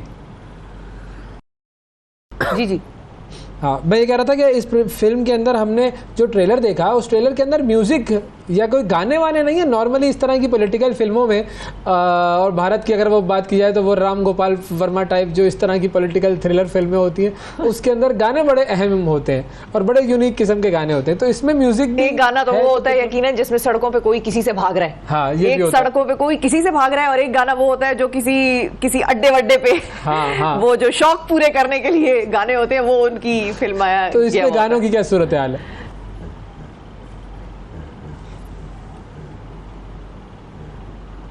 गाने आपको मिलेंगे, फिल्म देखने पे मिलेंगे, और हमारे डायरेक्टर की एक अप्रोच थी, सोच थी कि ट्रेलर में सब कुछ नहीं दिखाना चाहिए। अगर ट्रेलर में ही पूरी फिल्म दिखा देनी है तो फिर फिल्म देखने कौन जाएगा। गाने भी हैं और कुछ तराने भी हैं, और जब आप फिल्म देखने दो है, एक गाना है और एक तराना है। गाना भी वो खेल जो गाना है, शादाब ने उसको लिखा और कंपोज किया, और जो दूसरा गाना है तराना जो है, जो क्या कौन सा तराना, बचाने कौम को निकले हैं बड़ी शान से, वो पारस भाई ने लिखा है और उसको आसिफ नूरानी कंपोज किया है। तो बहुत अच्छा, दोनों गाने बड़े फील के हिसाब से बहुत अच्छे हैं। और वो जहाँ तक रही शौक़ पूरा करने वाली बात, तो मेरा ख्याल है कि हमारे कल्चर का हिस्सा नहीं है वो सारी वो शौक़, तो इस वजह से डायरेक्टर ने उस चीज़ को इन्वॉल्व किया ही नहीं फिल्म में। ये चीज़ हमें अवॉइड किया। चलो, ये इंटरेस्टिंग चीज़ है कि कल्चर को मद्देनजर रखा बनाते हुए, वरना तो हमने कॉपी करना होता है ना, बिल्कुल एक आइटम तो डालना ही होता है। Let me use the word. Very good. ये तो बहुत ही पॉजिटिव बात है ना कि हम अपने हिसाब से फिल्म बनाएं, कि हम अपना माशरा, अपना कल्चर दिखाएंगे। जो चीज़ हमारे यहाँ होती है वो दिखाएं, जो नहीं होती है वो हम ना दिखाएं। मैं इस फिल्म का हिस्सा हूँ। जी अमर जी, बताएं। हाँ, मतलब आप फिल्म जब देखने बैठेंगे ना, तो वो जो एक हमारी फिल्मों पे एक थोड़ी बहुत सी जो छाप लग गई है ना कि यार कुछ ना कुछ बॉलीवुड का टच आता है, या जितने भी डायलॉग्स हैं फिल्म के वो रिलेट हो जाते हैं, क्योंकि इंडिया में तो इतना काम हो गया है कि आप कोई भी चीज़ उठाते हैं तो कुछ ना कुछ मैच कर जाता है। बट ऑडियंस का ये सच्चा रिव्यू है, और कि देखने के बाद उनको लगा कि हमें लगा यार कि हम कोई पाकिस्तानी फिल्म देख रहे हैं, और इसका एक एक जुमला ऐसे है कि जो हमने पहले कभी नहीं सुना, बट हमने रियल लाइफ में बहुत ज़्यादा सुना इसको। हमने किसी फिल्म में नहीं सुना। जिस तरह की बातें हो रही हैं, जिस तरह के मैसेजेस दिए जा रहे हैं। हमाद का कैरेक्टर एक ऐसा कैरेक्टर है जिसने पॉलिटिकल बात भी की है, बड़े पॉजिटिव वे में लेके, जिसने आवाम के अंदर जो बातें होती हैं वो भी की हैं। तो आप जब देखेंगे तो आपको वाकई अंदाज़ा होगा कि हाँ यार, ये जुमले हमने पहले कभी नहीं सुने, लेकिन अपने इर्द गिर्द ज़रूर सुने, फिल्मों में नहीं सुने।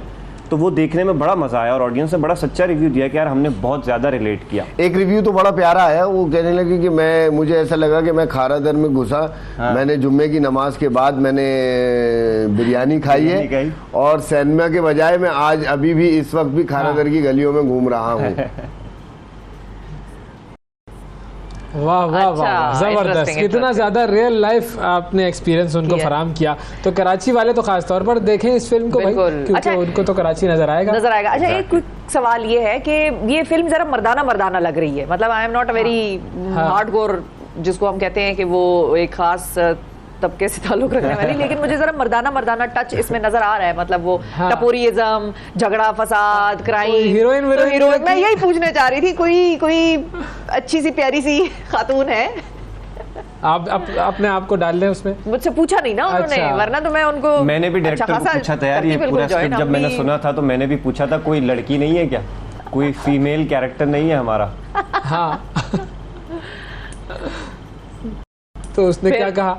फिर क्या हुआ? क्योंकि पहला थॉट आपको यही आता है यार, फिल्म बना रहे हो, ठीक है चलो आइटम सॉन्ग नहीं है फिल्म के अंदर, हाँ। लेकिन कोई तो एक होगा, किसी का तो एक ट्रैक होगा जो कहीं ना कहीं थोड़ी बहुत मोहब्बत भी कर रहा होगा, या कोई ऐसा बंदा होगा जिसके घर में कोई औरत होगी, हाँ। जिससे वो परेशान होगा, या वो औरत उस बंदे से परेशान होगी। अच्छा, मैंने तो जब ये पहली दफ़ा स्क्रिप्ट पढ़ा था, जब स्क्रिप्ट पढ़ा तो हाँ। मुझे तो कहीं से भी ये नहीं लगा कि यार किसी चीज़ की कमी है। ये नहीं लगा कि किसी लड़की की या किसी किरदार की कमी है। कहानी, स्टोरी पूरी बिल्कुल कंप्लीट थी, और अली रिजवी और सिराज दोनों उस पर भरपूर काम कर चुके थे। मतलब मैं पहली दफ़ा जब मैंने पढ़ा, वो मेरे ख्याल से चौथा या पांचवा ड्राफ्ट था, और जब हमने फिल्म पैक की है कि तो 9.6 और 9 कुछ इस तरह के ड्राफ्ट, कुछ ज़्यादा, तो वो एडिट होती गई। बाद में इम्प्रोवाइजेशन चीज़ें, रिहर्सल्स करते थे तो उसमें भी बहुत सारी चीज़ें खुलती थी, मगर जो एक स्ट्रक्चर था वो कंप्लीट था, वो पूरा था, तैयार था। इसी वजह से वो डायरेक्टर भी इतना कॉन्फिडेंट था उस चीज़ पे, और साथ में अली भाई जो राइटर हैं, साथ में को राइटर प्रोड्यूसर, तो वो भी उस पर पूरा कॉन्फिडेंस थे कि हम समझते हैं कि ये फिल्म, ये पूरा स्टोरी कंप्लीट है। लेकिन फिर भी फीमेल है हमारी फिल्म में। फीमेल है। एक कैरेक्टर है आसिया आलम, एक कैरेक्टर कर रही है चच्ची का, उसकी हारिस की चच्ची का, और बाकी एक और कैरेक्टर भी है, नौरीन गुलवानी जो है, वो उसमें उन्होंने कैमियो किया है, और बहुत वो एक लड़की का किरदार है, जितना उसमें होना चाहिए स्टोरी के साथ, जितना प्यारा दिखाना चाहिए उतना हमने दिखा दिया। उतना प्यारा दिखाया, ठीक है, बिल्कुल सही है। जबरदस्त जी, बहुत शुक्रिया अदा करेंगे। हमाद सिद्दीकी और अहमद हुसैन हमारे साथ मौजूद थे। मदारी की कास्ट से हम गुफ्तगू कर रहे थे। जाकर देखें जी मदारी फिल्म, और मैं भी जाकर देखूंगा। कुछ Karachi be Pakistani and watch Pakistani, ये जरूर करना है। अगर आपकी ख्वाहिश है कि पाकिस्तान में अच्छी फिल्में बने, तो आपने जो भी डायरेक्टर्स, प्रोड्यूसर्स मार्केट में आ रहे हैं और अपनी फिल्में ला रहे हैं, देखें सरमाया बड़ा लगता है। कोई भी चीज मुफ्त में नहीं होती, कोई अच्छी चीज तो बिल्कुल ही मुफ्त में नहीं होती, तो उसको अप्रिशिएट करें, पसंद आई या नहीं पसंद, बिल्कुल एनकरेज करें, जरूर देखें जाके, और पाकिस्तान के सिनेमा को, फिल्म इंडस्ट्री को इन फिल्म प्रोड्यूसर्स और डायरेक्टर्स और फिल्म मेकर्स के साथ उठाने की कोशिश करें। अब जरा आपको लेकर चलते हैं लाहौर की तरफ, और लाहौर में बड़ी तशवीशनाक खबर ये है कि बारिशों का मौसम चल रहा है, और उसमें डायरिया, कॉलरा वगैरह, ये तो कराची की बीमारियां, डायरिया, कॉलरा, लाहौर में तो निगलेरिया है, और निगलेरिया जो है वो लाहौर में है, और उसके हवाले से ये भी खबर कल मैंने पढ़ी कि शायद एक पेशेंट की जान भी चली गई है निगलेरिया की वजह से। तो हमारे साथ मौजूद है, उनसे बात कर लेते हैं, इस हवाले से मालूमात ले लेते हैं। अस्सलाम वालेकुम फ़हीम। वालेकुम सलाम जी। जी फ़हीम भाई बताइए, निगलेरिया की क्या सूरत हाल है लाहौर में? बिल्कुल अवैस भाई, ये जो डेंगू के बाद एक और लाहौरियों के लिए मुश्किल साबित हो रही है, ये निगेरिया का मर्ज है जो कि लाहौर में बाकायदा तौर पर डायग्नोज हो चुका है। और 4 दिन पहले इस हवाले से बाकायदा एक केस रिपोर्ट हुआ था जिसमें 30 साल शख्स जो है वो निगेरिया का शिकार हुआ, जिसकी बाकायदा तौर पर जो तस्दीक है वो प्राइवेट लेबोरेटरी में करवाए गए टेस्ट से साबित हुई है। और ये नौजवान जो है वो बॉडी बिल्डर था, यानी कि सेहतमंद नौजवान था, जो कि स्विमिंग पूल में बताया जा रहा है नहाने के लिए गया था और वहां से उसको ये निगेरिया का वायरस जो है उसका शिकार हुआ है और 4 दिन ये अस्पताल रहा है। और शदीद बीमारी के बाद इसको कह आती रही है, दिमाग में इसका वायरस पहुंच चुका था और 4 रोज बाद ये जिंदगी की बाजी हार चुका है, जो कि एक इंतहाई तशवीशनाक बात है। क्योंकि डेंगू जो है जिस तरह साफ पानी में पैदा होता है, इसी तरह निगेरिया का वायरस जो है ये भी बताया जा रहा है माहिरीन की जानिब से कि ये साफ पानी में पैदा होता है। और साथ ही साथ जी अच्छा, ये भी बताएं कि अब लाहौर में चूंकि बारिश का सिलसिला अभी चल रहा है, आप वहां से रिपोर्ट कर रहे हैं, लाहौर में पिछले दिनों भी जब बारिश हुई थी तो हमने देखा था कि एक अंडरपास जो है वो बिल्कुल नहर ही लग रही थी और नहरें भी जो है वो कनाल रोड वो भी ओवरफ्लो हो गई थी नहर। तो अब क्या सूरत हाल है, क्या मंजर है? लाहौर तो पानी पानी है सुनने में आ रहा है। जी बिल्कुल, लाहौर जो है इस वक्त मीनस का मंजर पेश कर रहा है और इस वक्त लाहौर का पोश तरीन इलाका जो है वो गुलबर्ग में हम मौजूद हैं और ये मुकम्मल तौर पर डूबा हुआ है। MM आलम रोड की बात करें, महमूद अली कसूरी रोड की बात करें, मेन बुलवर्ड की बात करें या इसके साथ साथ Walton road, Ferozepur road, Tajpura, Shadbagh, ये तमाम इलाके जो हैं इस वक्त मुकम्मल तौर पर पानी में डूबे हुए हैं। और तकरीबन लाहौर में अब तक जो बताया जा रहा है, जो सरकारी अदादोशुमार है उसके मुताबिक तकरीबन 230 मिलीमीटर बारिश जो है वो 2 मुख्तलिफ स्पेल में रिकॉर्ड की जा चुकी है। तो वासा कहाँ है? वासा इंतजामिया और वो जो अंडरग्राउंड वाटर टैंक बनाए थे वो क्या बंद कर दिए गए? अच्छा, जो टैंक्स की बात है, ये लाहौर में तकरीबन 8 मुख्तलिफ मकामात पर बनने थे वाटर टैंक्स, वो सिर्फ एक जगह पर ही बना सके हैं जो कि साबका दौरे हुकूमत में बनाया गया था। उसके बाद अभी तक किसी जगह पर जो दूसरे प्रपोज्ड वाटर टैंक थे वो नहीं बन सके। गुलबर्ग के इलाके की बात करें तो यहाँ पर तो इंतहाई बुरी सूरत हाल है, क्योंकि ये लाहौर का पोश हब है, प्राइवेट ऑफिस यहाँ पर मौजूद हैं, तो यहाँ पर आने वाले जो लोग हैं उनकी मुतअद्दिद लोगों की मोटरसाइकिलें, गाड़ियां बंद हैं। इसी तरह की सूरत हाल जो है वो लाहौर के दूसरे इलाकों में भी है। तो लाहौर इस वक्त जो है यकीनी तौर पर आफतज़दा करार दिया जाए तो वजह ना होगा, क्योंकि गुज़िश्ता बारिश में भी लोगों को मुश्किल का सामना करना पड़ा था और आज जो बारिश हुई है उसकी वजह से भी जो लोग हैं वो काफी मुश्किल का शिकार तो नजर आ रहे हैं। अब इस वक्त जो निगरान हुकूमत है पंजाब में, वो एक तो निगलेरिया के हवाले से क्या कोई उन्होंने इकदाम के हवाले से कोई बात की है, कोई वो मेजर्स ले रहे हैं? अच्छा बिल्कुल, जो निगेरिया के हवाले से बात है, इस हवाले से जो कमिश्नर लाहौर हैं मोहम्मद अली रंधावा, उनकी जानिब से ये वाज़ेह हदायत कर दी गई है कि लाहौर डिवीजन में जितने भी स्विमिंग पूल्स हैं उनमें क्लोरीन जो है वो जरूर डाली जाए और उसकी मिकदार जो है उन्होंने ये कहा है कि 50% तक होनी चाहिए।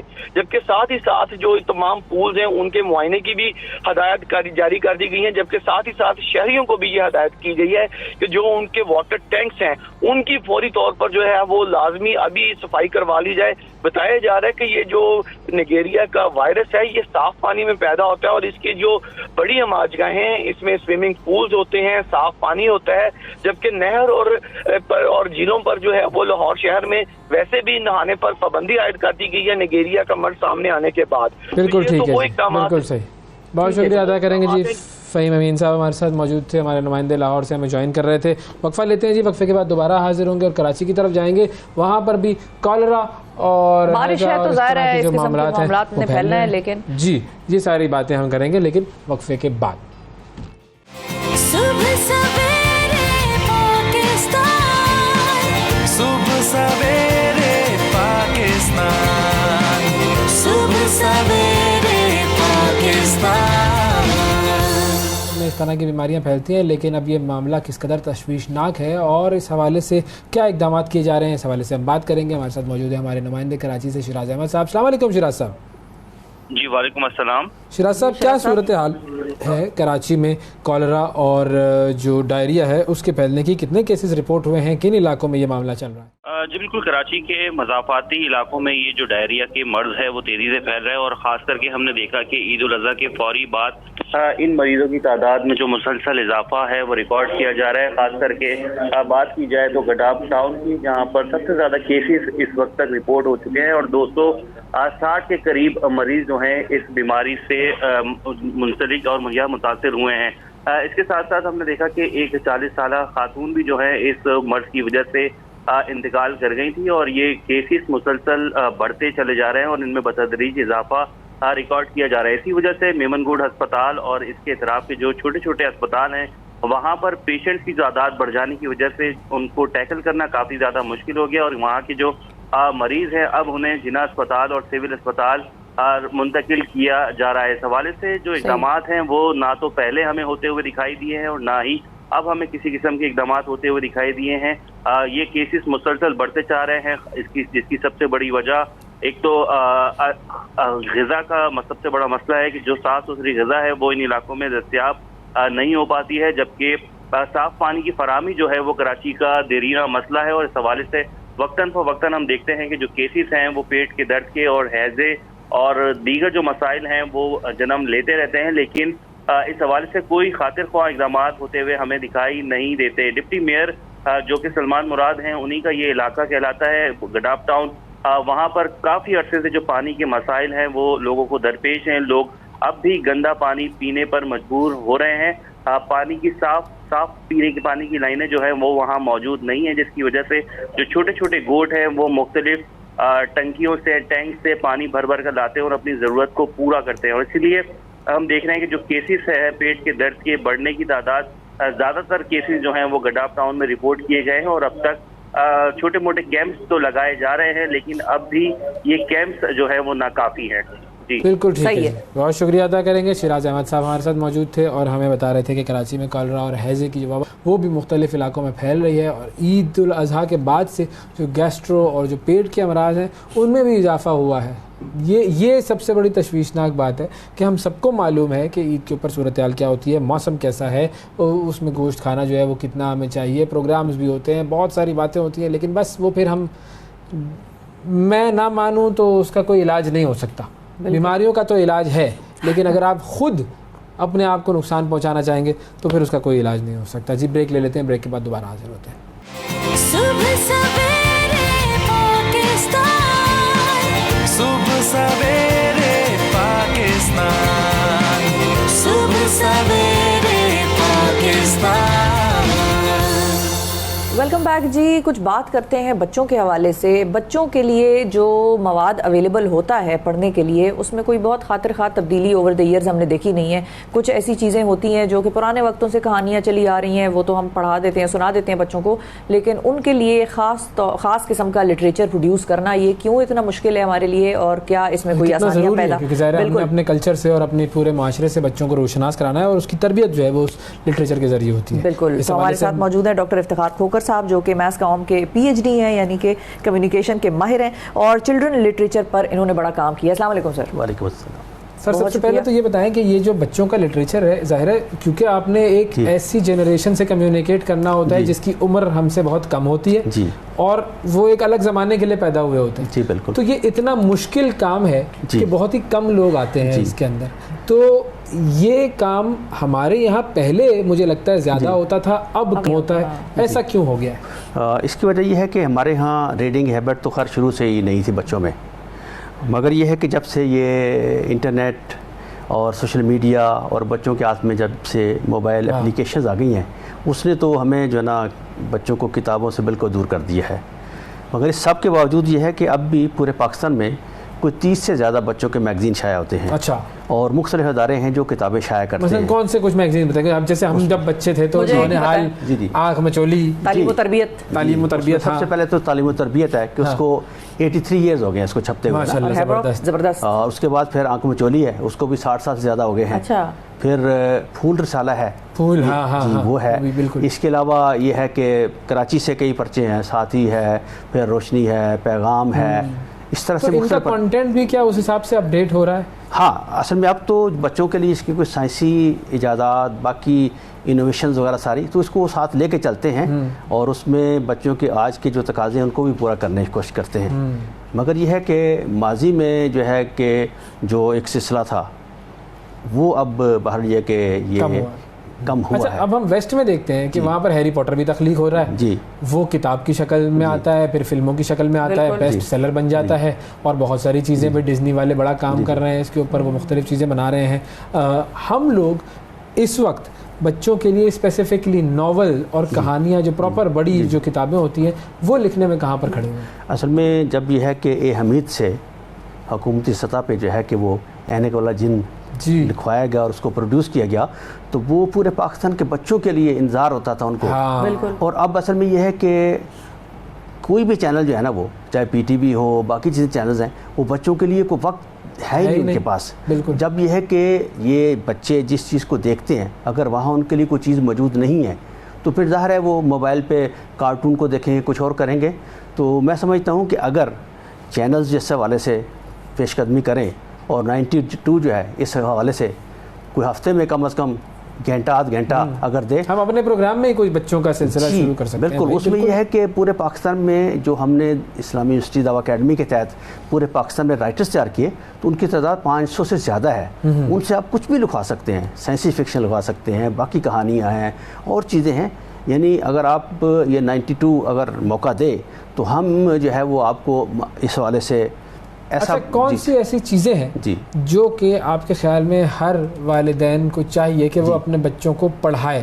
किताबों में, फिक्शन की मैं बात कर रहा हूँ, कौन सी ऐसी अगर आप रेकमेंड करें, क्योंकि ज़ाहिर आप ये फील्ड है, आपका डोमेन है, उर्दू भी और अगर हम बात करें तो अंग्रेज़ी भी।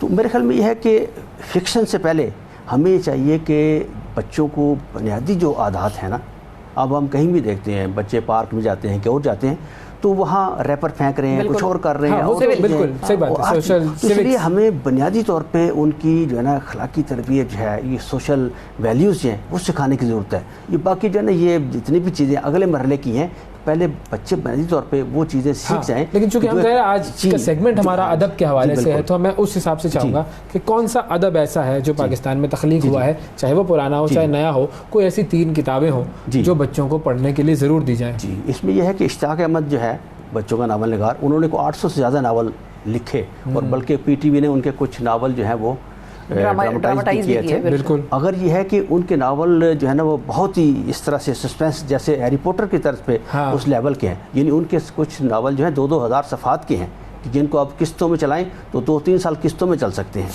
जैसे ऐनक वाला जिन जो है वो कई किस्तों में, यानी बल्कि 2-3 साल चलता रहा। इस तरह यह है कि हम अपने जो यहाँ के राइटर्स हैं, बेशुमार हैं, उनको अगर मौका दें तो वो एक से एक ज़्यादा बेहतर लिख सकते हैं। जैसे ये मुख्तलिफ हमारे जो ट्रेनिंग प्रोग्राम में से लोग आए, आजकल वो मुख्तलिफ चैनल्स में ड्रामे लिख रहे हैं। बिल्कुल। अगर उनको हम कहें कि ड्रामों के साथ ये बच्चों के लिए भी एक पूरी सीरीज़ करें उसको, तो वो कर सकते हैं। सही। अच्छा, और अगर हम वेस्टर्न लिटरेचर की बात करें जी, तो उसमें कौन सी चीज़ें ऐसी हैं जो कि बच्चों को पढ़ाई जानी चाहिए? क्योंकि ज़ाहिर है उसके अंदर हमारा एक कल्चरल डिफरेंस तो होता ही है, लेकिन कुछ चीज़ें ऐसी हैं जो बड़ी क्लासिक्स हैं।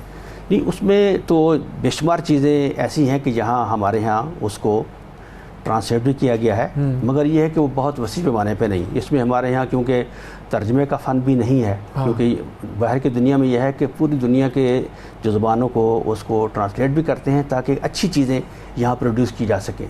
मगर यहाँ ये एक तर्जमे का फ़न जो है ना होने के बराबर है। सिर्फ मसूद बरकाती जो नौनहाल के मदीर थे, उन्होंने कोशिश की कि कुछ बाहर की चीज़ें जो हैं वो उनको ट्रांसलेट भी किया जाए और यहाँ के बच्चों को उससे मुतारफ़ कराया जाए।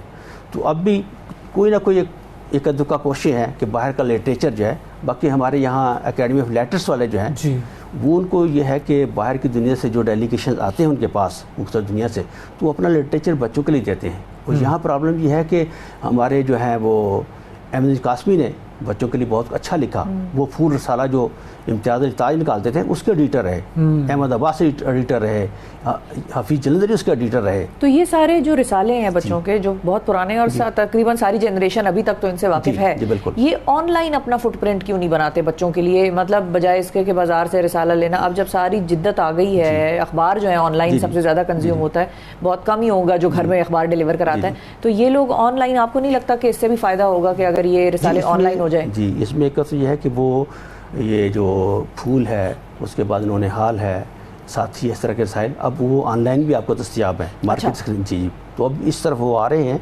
और बल्कि ख़ुद हम एक ऐसा मैगज़ीन तैयार करने में मसरूफ़ हैं कि वो ऑनलाइन जो है वो बच्चे उसको पढ़ भी सकेंगे, उसको सुन भी सकेंगे, उसको देख भी सकेंगे। ये देखिए तीनों चीज़ें एक वो उसको देख सकें। तो आपने जो बच्चों के लिए काम किया है उससे भी हम चाहेंगे थोड़ी सी आगे। जी, इसमें यह है कि क्योंकि बचपन से मुझे रसायल पढ़ने का शौक़ था और घर में तालीमी माहौल था, इसलिए जो है ना वो बचपन से इस हवाले से मेरा ज़ौक़ शौक़ था और ये सहाफ़ा जर्नलिज़म इसमें भी एक था। तो इसलिए मैंने तालीमी तौर पे तो यह है कि फिर पंजाब यूनिवर्सिटी से मास्टर किया और अल्लाह का शुक्र है कि मेरे पंजाब यूनिवर्सिटी में 70-80 साल से जो डिपार्टमेंट है आज तक किसी के ज़्यादा इससे नंबर नहीं आए। अच्छा, क्या बात है। तो फिर उसके बाद ये कि इस्लाम यूनिवर्सिटी में शिफ्ट हो गया इस्लामाबाद, और उस दौरान मैंने PhD भी कर ली। फिर बच्चों के लिए जो चीज़ें आपने लिखी, बच्चों के लिए ये था कि मेरा शौक़ था कि बच्चों के लिए कोई काम नहीं कर रहा, क्योंकि कोई अट्रैक्शन नहीं है, उसमें कोई माली मफाद व्यवस्था नहीं होता। तो फिर इस्लामी हिस्ट्री के तहत हमने चिल्ड्रन लिटरेचर डिपार्टमेंट बना के हमने उसके लिए ट्रेनिंग कैंप्स, वर्कशॉप, सेमिनार्स की और पूरे पाकिस्तान से स्कॉलर्स को, हमीद को, मिर्ज़ा अदीब को, इस तरह के लेवल लोगों को बुला के तो यंग राइटर्स को ट्रेनिंग दी। और अब यह है कि पूरे पाकिस्तान में जो लिखने वाले मौजूद हैं वो सारे उस प्रोसेस से, उन कोर्सेज से, उन वर्कशॉप्स के ज़रिए इस वक्त वो उन्होंने इस्तेफ़ादा किया। तो इसके नतीजे में इस वक्त जो बच्चों के अदब के लिए जो काम हो रहा है वो बहुत गनीमत है कि इस्लामी हिस्ट्री ने ये काम शुरू किया, तो उसका ये सारा एक समर और सिला में मिल रहा है। इस तरह के काम जी ज़्यादा होने चाहिए, क्योंकि बच्चों का लिटरेचर अगर प्रोड्यूस नहीं होगा तो बच्चे अपने माजी से, अपने मुस्तकबिल से और अपने हाल से रोशनास नहीं हो सकेंगे, अपने कल्चर से रोशनास नहीं हो सकेंगे। बहुत शुक्रिया अदा करेंगे डॉक्टर साहब, आपका वक्त दिया आपने। नाज़रीन, आज के प्रोग्राम में इतना ही, आपसे अगले प्रोग्राम में फिर मुलाकात करेंगे, उस वक्त तक के लिए इजाज़त दीजिए। अल्लाह हाफिज़। सुबह सवेरे पाकिस्तान, सुबह सवेरे पाकिस्तान, सुबह सवेरे पाकिस्तान।